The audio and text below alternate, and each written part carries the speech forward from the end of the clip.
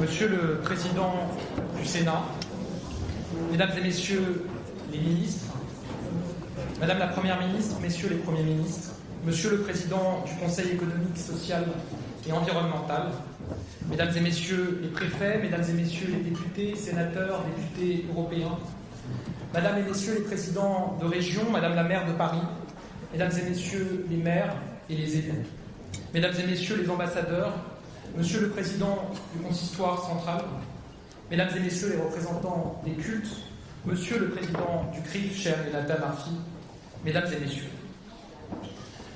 C'est un document qui ne me quitte jamais. Il est encadré dans mon bureau. C'est un document un peu jauni par le temps, à l'encre légèrement effacée, mais dont le sens et l'horreur intacts ont traversé les années. Sur ce document, je lis un nom, celui de ma grand-mère, Janine Veil. Je lis cette phrase: le commissaire de police donne acte qu'il a, ce jour, satisfait à la loi du 2 juin 1941 portant recensement des Juifs. Car ce document, c'est le récépissé qui lui a été donné après avoir retiré son étoile jaune au commissariat en juillet 1941. Cette étoile, c'était une condamnation à mort. Et ce récépissé en était le visage froid, technique, administratif. Ce récépissé, je le garde toujours dans mon bureau, comme un rappel. Le rappel de l'infamie qu'a commis notre pays en se rendant complice et coupable d'antisémitisme. Car dans ces heures, notre pays a tourné le dos à son histoire.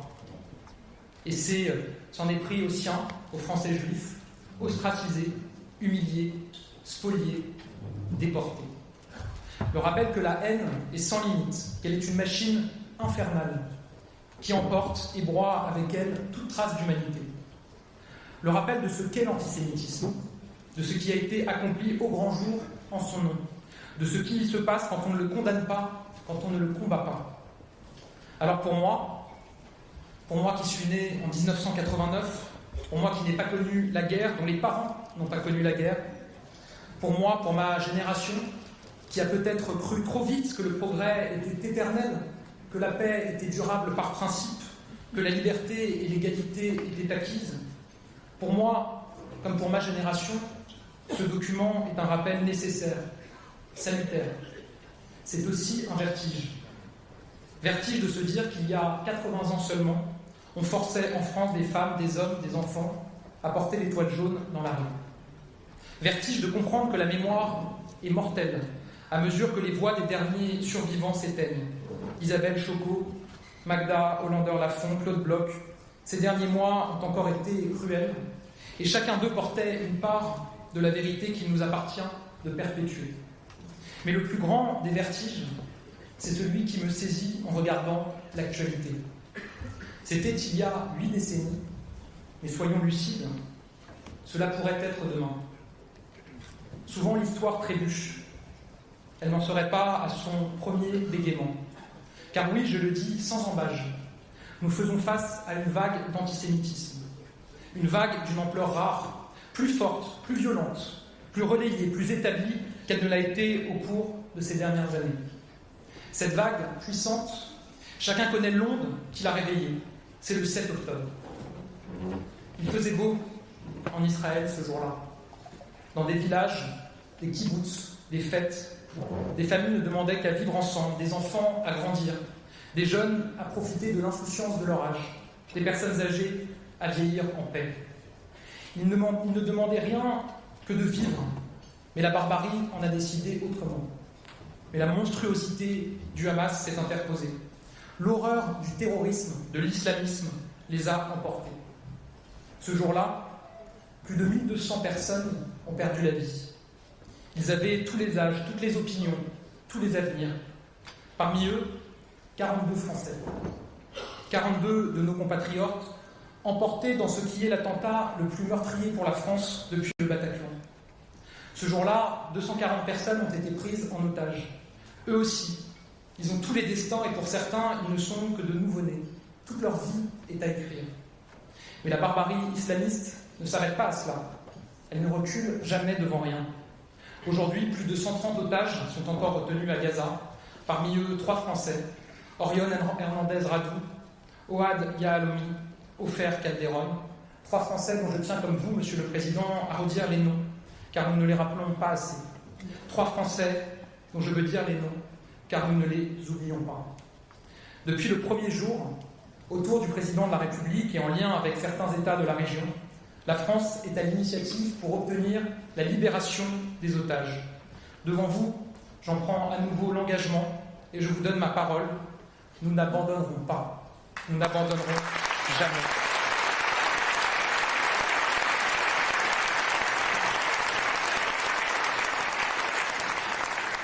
Ce jour-là, ce 7 octobre, toutes les ignominies ont été commises. Les viols, les égorgements, les bébés sur lesquels on s'acharne, les femmes éventrées, les vieillards humiliés avant d'être massacrés. Et le tout au son des cris de joie des terroristes du Hamas. Le tout au son des exclamations des terroristes qui, ivres de bonheur, criaient mort aux Juifs et appelaient leurs proches pour annoncer fièrement leurs crimes. Alors aujourd'hui, avec vous, je veux rendre hommage aux victimes. Avec vous aujourd'hui, je veux dire ma fierté de la décision du Président de la République de rendre hommage à ceux du 7 octobre. Nous sommes le seul pays au monde à avoir rendu un tel hommage national aux victimes. C'était justice et c'est l'honneur de la France.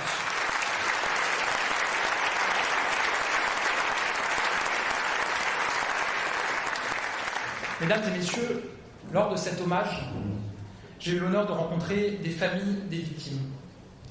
Nos échanges, je ne les oublierai jamais. Ils sont gravés dans ma mémoire et ils ne me quitteront pas. Je me rappelle de cette famille, de ses parents. Leur fille aimait la fête, mais elle s'était cassée la jambe. Elle avait la jambe dans le plâtre. Elle a dit qu'elle voulait quand même aller au festival. Ses parents m'ont raconté comment ils avaient ri ensemble et comment ils lui avaient demandé « Mais comment tu vas danser alors que tu as la jambe dans le plâtre ?» Elle a dit « Je danserai assise sur une chaise avec mes amis. » Et effectivement, la dernière vidéo de leur fille qu'ils ont reçue et qu'ils m'ont montrée sur leur téléphone, c'était leur fille assise sur une chaise, la jambe dans le plâtre, qui dansait avec le sourire, avec ses amis autour d'elle. Et puis les terroristes sont arrivés. Ses amis ont pu partir en courant. Elle avait la jambe dans le plâtre. Elle n'a pas pu partir. Elle s'est réfugiée derrière un véhicule que les terroristes du Hamas ont fait exploser. Et ses parents m'ont dit que pour les obsèques de leur fille, ils n'avaient pu enterrer en tout et pour tout que 2 dents. C'est tout ce qu'ils avaient retrouvé de leur fille. Mesdames et messieurs, quand on entend de tels témoignages, je le dis, on a du mal à entendre les leçons de morale de certains qu'on entend bien au chaud expliquer à la société israélienne qu'ils surréagissent.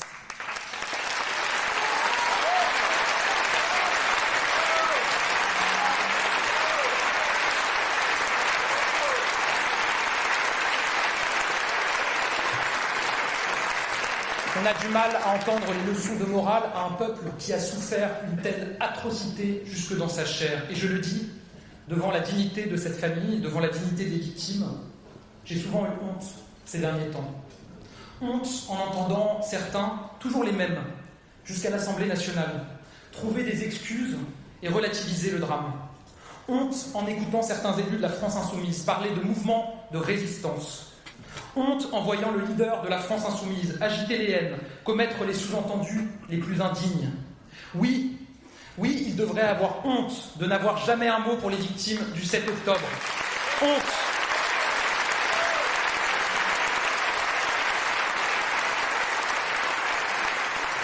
Honte de toujours éluder ce drame. Honte de souffler sur des braises dont le passé nous a montré où elles menaient.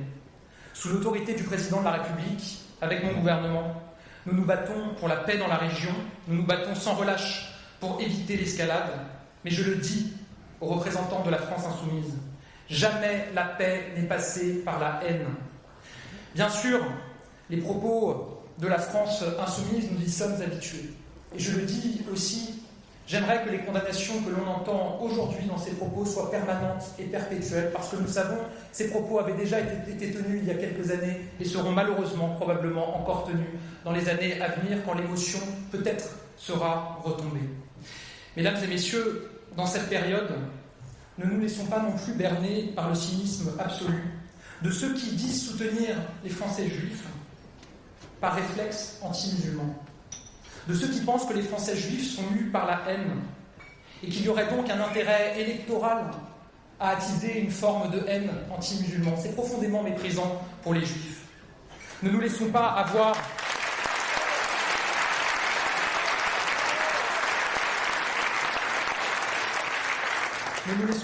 par leur posture, leur cynisme, car il ne faut pas gratter beaucoup pour voir poindre la réalité. Je pourrais rappeler le poids de l'histoire, je ne le ferai pas parce que le présent se suffit encore à lui-même. Parce que le présent, c'est un député du Rassemblement national qui tenait jadis une librairie négationniste baptisée en hommage à un livre de Charles Maurras. Ce député siège aujourd'hui dans le groupe du Rassemblement national à l'Assemblée nationale. Parce que le présent, c'est aussi l'état-major de ce parti qui a besoin de plusieurs jours pour trancher la question de savoir si Jean-Marie Le Pen était ou non antisémite. La ficelle est un peu grosse, personne ne se laissera tromper.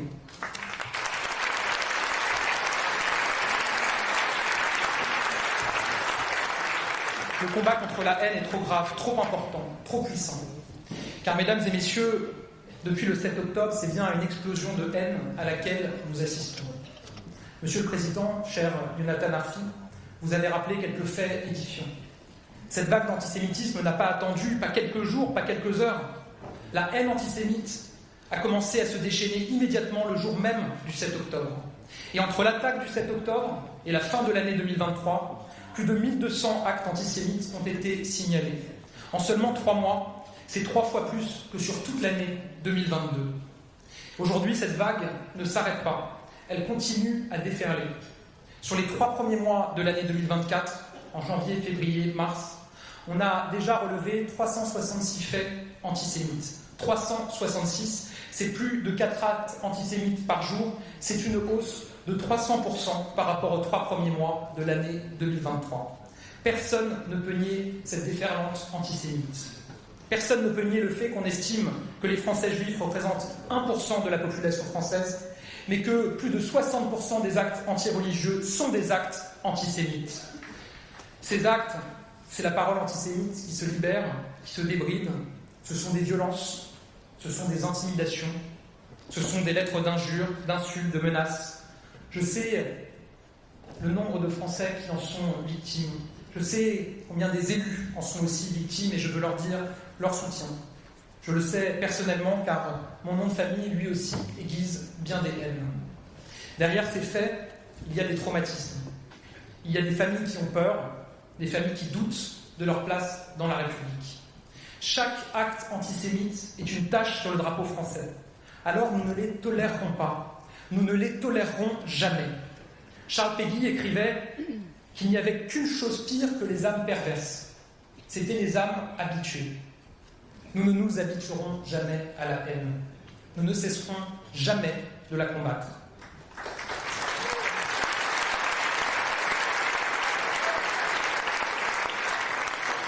Avec mon gouvernement, nous sommes en première ligne.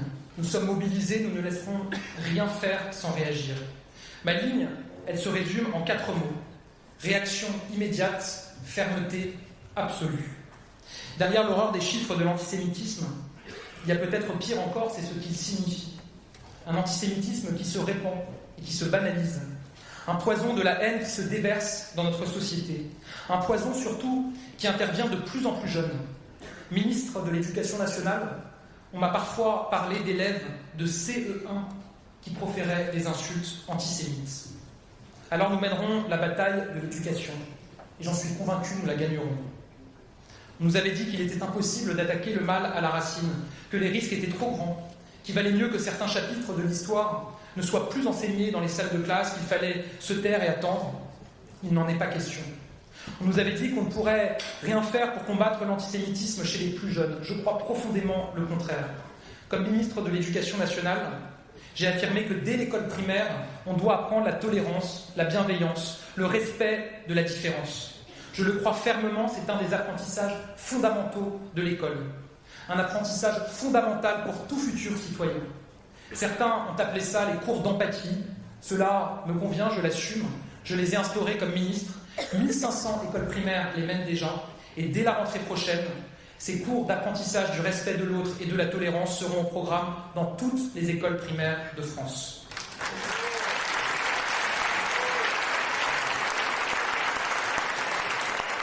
On nous avait dit que le pas de vague était trop ancré, qu'il valait mieux chercher un autre cheval de bataille. Il n'en était pas question. Dès 2017, nous avons affirmé des principes clairs et nous les faisons respecter. Nous avons mis en place des équipes dédiées à la défense des valeurs de la République dans chaque académie pour pouvoir intervenir et aider les enseignants et les équipes des établissements au moindre fait. J'ai annoncé il y a quelques semaines ma décision de les renforcer encore. Nous sommes intransigeants face à toutes les tentatives d'entrisme de l'islamisme à l'école. Ces tentatives et ces coups de boutoir qui en réalité cherchent à faire une démonstration que la République recule, pour derrière pouvoir justifier toutes les insultes, toutes les injures et toutes les atrocités. Comme ministre de l'Éducation nationale, ma main n'a pas tremblé pour faire respecter la loi de 2004 et interdire le port de l'abaya et du camis à l'école de la République. J'avais alors annoncé la tolérance zéro pour tous ceux qui perturberaient les hommages à Dominique Bernard et à Samuel Paty. Nous avons été au rendez-vous. Il y a eu autant de saisines de la justice que de perturbations de ces temps d'hommage et de commémoration, et je le dis, ce sera désormais la règle. À chaque perturbation d'un temps d'hommage, de commémoration, il y aura saisine de la justice par l'école de la République.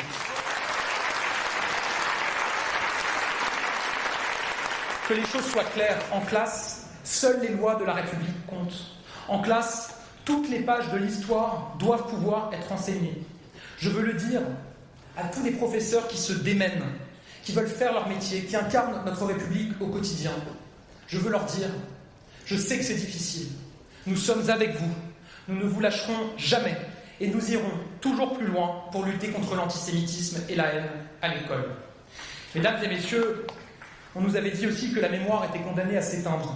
Ça non plus, nous ne l'acceptons pas. Alors nous continuons à perpétuer, dès la jeunesse, avec force, le devoir de mémoire. Parce que l'ignorance est la cause de beaucoup de nos maux. Continuer à faire connaître, à faire savoir, à prolonger l'œuvre essentielle de ceux qui sont revenus, c'est notre combat commun.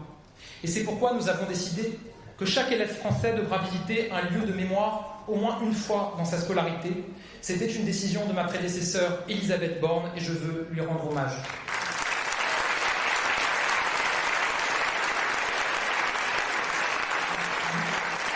On nous avait dit également qu'il ne servait à rien de lutter contre certains mouvements dans la jeunesse. Il fallait mieux laisser faire à l'université. Ça non plus, je n'en crois pas un mot. Depuis quelques semaines, aux États-Unis notamment, des débordements graves ont lieu sur des campus universitaires, parfois à coups de slogans ouvertement antisémites. Ces mouvements, certains en France revendiquent de s'en inspirer. Manipulés là aussi par la France insoumise, qui tire les ficelles de ces manifestations, ces mouvements se sont multipliés dans nos universités, dans nos écoles, et avec eux les blocages qui empêchent les étudiants qui le souhaitent de travailler. Depuis le début, j'ai demandé une fermeté exemplaire, et j'ai joint la parole aux actes. Je suis allé à Sciences Po pour dénoncer les actes d'une minorité agissante. J'ai rappelé une phrase que chacun connaît, « Le poisson pourrit toujours par la tête ». Et je le redis ici, une école comme Sciences Po a un devoir d'exemplarité s'agissant du respect des valeurs de la République et de la tolérance.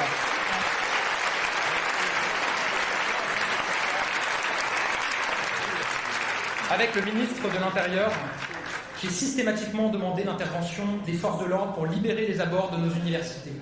Je l'ai fait sans hésiter partout dès que les mouvements prenaient place. Et je le dis ici, je suis fier qu'en France, contrairement à l'étranger, aucune de ces manifestations de haine ne soit devenue des points de fixation pendant de longs jours, de longues semaines et même de longs mois. Ils sont évacués à chaque fois qu'ils sont installés. C'est le cas en France et cela continuera à l'être. Il n'y aura jamais de droit au blocage. Nous n'accepterons jamais qu'une minorité manipulée prétende faire la loi. Personne ne doit empêcher les autres de travailler, d'étudier, de réviser. Et nous serons extrêmement attentifs à ce que toutes les sanctions soient prises dans le long terme. Mesdames et messieurs, il y a bien sûr la bataille de l'éducation, c'est la mère des batailles. Et vous le savez, elle me tient à cœur. Mais elle n'est pas la seule et nous agissons sur tous les fronts. Nous sommes mobilisés à tous les instants. Les assises de l'antisémitisme menées par la ministre Aurore Bergé en sont encore la preuve.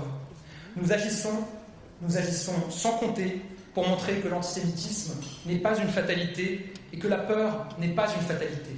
Ma première volonté, c'est de protéger les Français juifs, les Juifs en France, et permettre à chacun d'exercer sa religion en toute liberté.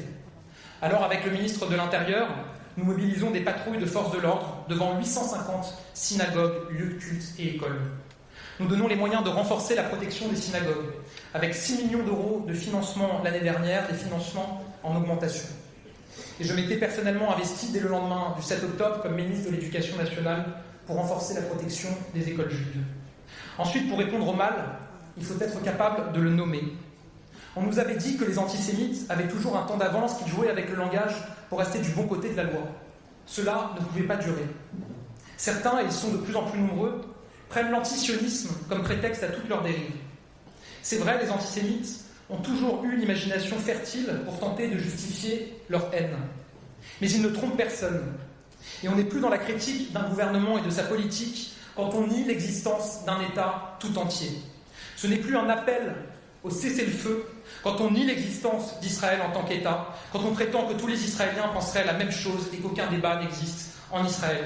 Ce n'est plus un appel à la paix quand on tient nos concitoyens juifs pour responsables de la situation à Gaza.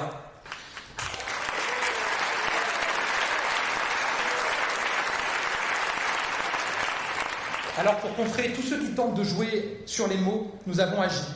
Et je suis fier qu'à la demande du président de la République, nous ayons adopté en 2019 la définition de l'antisémitisme de l'Alliance internationale pour la mémoire de la Shoah. On nous avait dit que le problème c'était l'impunité, il n'en était pas question. Agir contre l'antisémitisme, c'est également faire preuve d'une fermeté exemplaire à chaque acte. C'est le sens de l'engagement de nos policiers et gendarmes, c'est le sens de la circulaire très claire prise par le ministre de la Justice, Éric Dupond-Moretti, 3 jours seulement après le 7 octobre, pour demander une réponse pénale ferme et rapide face à l'antisémitisme et à l'apologie du terrorisme. Pas un acte ne doit rester impuni, pas un antisémite ne doit avoir l'âme tranquille en République. Alors les enquêtes sont menées et les condamnations arrivent. Je prends un exemple. En mars, un homme d'une 60aine d'années avait été agressé à la sortie d'une synagogue dans le 20e arrondissement de Paris. Son agresseur a été interpellé et jugé dès le mois dernier. Il a été condamné à une peine ferme, 3 ans d'emprisonnement, et aujourd'hui, il dort en prison.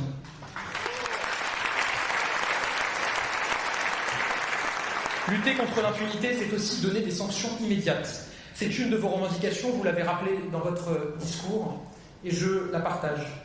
L'idée d'une amende civile a été évoquée pour une réaction immédiate aux actes antisémites.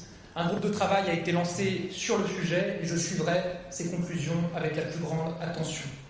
Je sais également que vous demandez la transparence. La transparence sur les actes et sur les plaintes, bien sûr, mais aussi la transparence pour les sanctions. Et je vous rejoins dans cette aspiration. Parce qu'il n'y a qu'en démontrant et qu'en rappelant qu'il y a des sanctions claires et des sanctions fermes que nous ferons reculer les auteurs de ces actes antisémites. Aujourd'hui, il n'est pas possible de connaître précisément, en termes statistiques, le nombre et les condamnations pour des actes commis en raison de la religion. Vous le savez, j'ai toujours été un partisan de la transparence, c'est elle qui nous permet d'avancer. Alors comme vous, je veux faire la vérité sur les chiffres. Aussi, je vous annonce que j'ai demandé au ministre de la Justice, Éric Dupond-Moretti, de trouver les moyens de mettre en œuvre un recensement de ces cas et de ces condamnations partout en France. C'était une de vos demandes. Nous la mettrons en œuvre.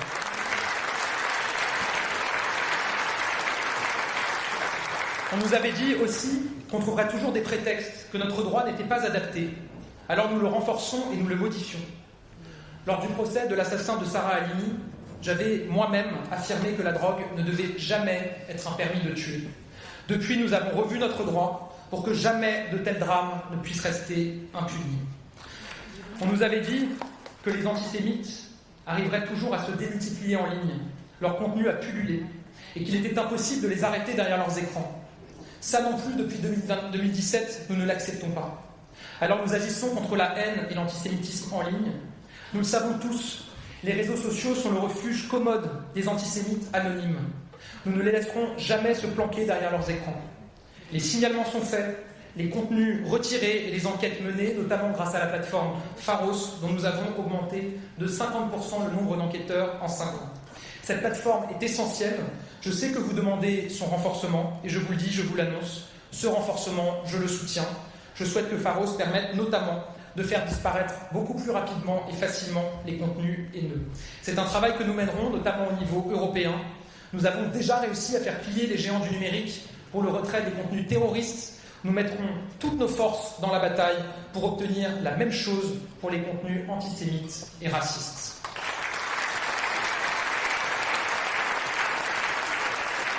On nous avait dit enfin que l'entrisme islamiste était trop grand, trop difficile à vaincre.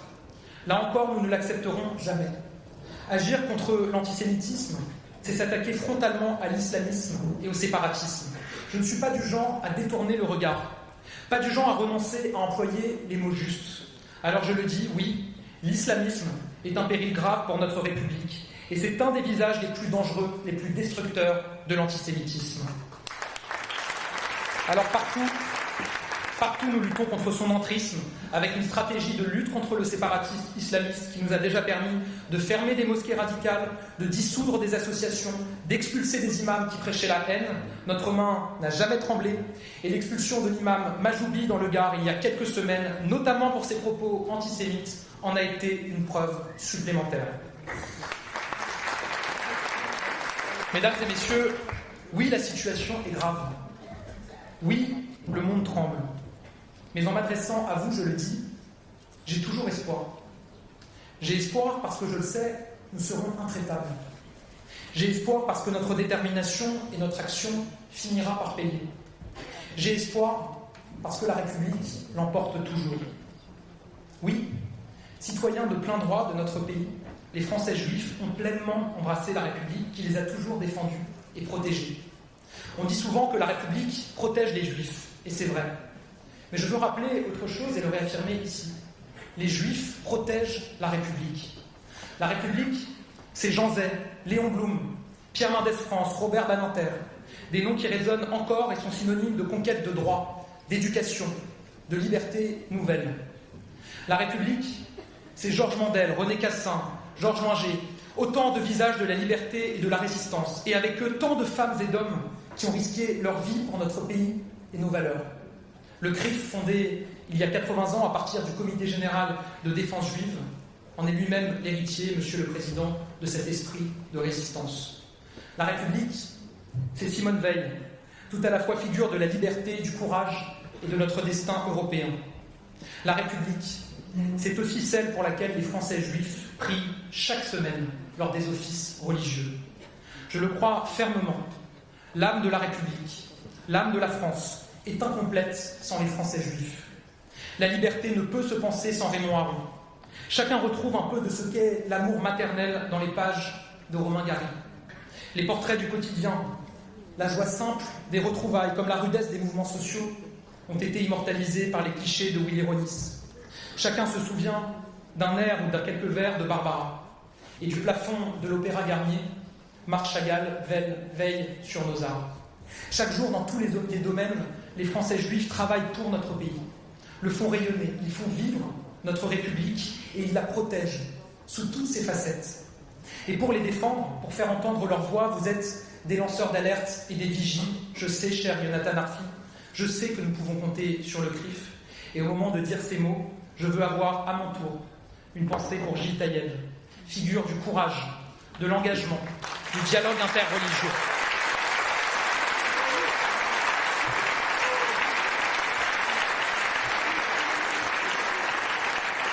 C'était un ami qui nous a quittés il y a quelques semaines et je ne l'oublierai jamais. Monsieur le Président, Mesdames et Messieurs, la République, c'est ce que nous avons de plus précieux. C'est la liberté, celle de croire ou de ne pas croire, celle de penser, d'agir, de créer, celle de dire, celle de faire. La République, c'est l'égalité, l'égalité qui nous rassemble, qui nous protège. L'égalité qui fait de nous des citoyens à part entière, face à la loi, devant la loi. La République, c'est la fraternité, celle qui nous rassemble, celle qui fait de la France ce pays où il fait bon vivre ensemble, ce pays où chacun peut trouver et prendre sa place. Oui, nous croyons dans cette fraternité et dans cette concorde. Défendre les Français juifs, c'est défendre la République tout entière et continuer à la bâtir, à la consolider.